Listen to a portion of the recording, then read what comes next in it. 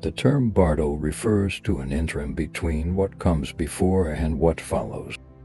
In the case of the first two bardos, this means the interim that has been initiated by an earlier life and precedes the formation of the next life.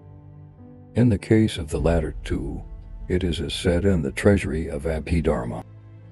Here, between death and birth, there rises intermediate existence. Since the destination is not yet reached, it is the interim phase of becoming.